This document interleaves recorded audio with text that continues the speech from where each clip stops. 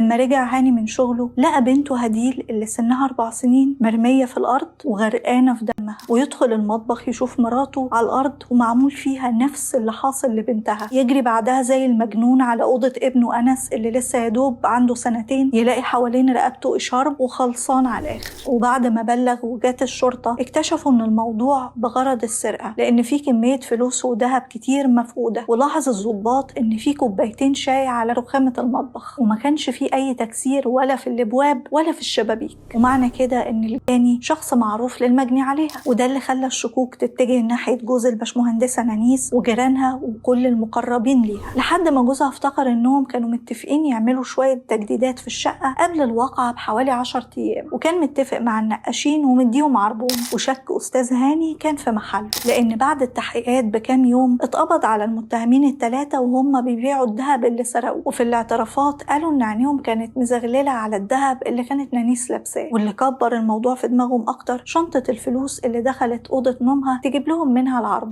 فقرروا وقتها ان كل ده يبقى من نصيبهم، ومن ساعتها بقوا يراقبوا هاني كل يوم لما ينزل من البيت. وفي يوم الجريمة يوم 13 أكتوبر سنة 1997 طلع العمارة محمد زكريا علوان وابن خالته محمد خورشد نصر الدين، وخبطوا على الباب. فتحت لهم المهندسة نانيس وقالوا لها انهم جايين يكملوا الدهانات، ومن ذوقها ضيفتهم وقالت لهم انا هعمل لكم شاي تشربوه الاول وتبداوا في الشغل. واول ما راحت على المطبخ عشان تعمل الشاي قام وراها محمد خورشد وكتب نفسها بايده، وحسب كلامه انها قالت له خدوا اللي انتوا عايزينه بس سيبوني اعيش انا وولادي. وفي عز ما هو بيسرق اخر نفس منها ما تكملش جملتها ومحمد زكريا يديها بالمطوه في جنبها وفي بطنها. وبعد ما تاكدوا انها ماتت سابوها مكانها، وندوا على سيد زكريا علوان ان درج اللي كان بيراقب لهم الجو تحت العماره. واول ما طلع لهم الشقه ساعدهم في انهم يقلعوها الذهب، وبقوا يدوروا على الفلوس في كل حته. وبسبب صوت الكركبه طلعت هديل هي واخوها انس يسالوهم هي ماما فين، وقالوا لهم انها في المطبخ بتعمل حاجه وجايه. فرجع الولاد يلعبوا في اوضتهم زي ما كانوا، والثلاثه فضلوا يكملوا تدوير على الفلوس. وفي اللحظه دي قلق محمد خورشد من هديل الطفله الصغيره، فكتم نفسها زي والدتها. وعشان يتاكدوا ان مفيش قلق منها ضربها محمد زكريا اكتر من طعنه. وكل ده قدام اخوها انس اللي عمره 2 سنين، اللي اول ما شاف اللي بيحصل لاخته فضل يعيط ويصرخ بعلو الصوت، وعشان صوته ما يظهرش شالوه وحطوه في الدولاب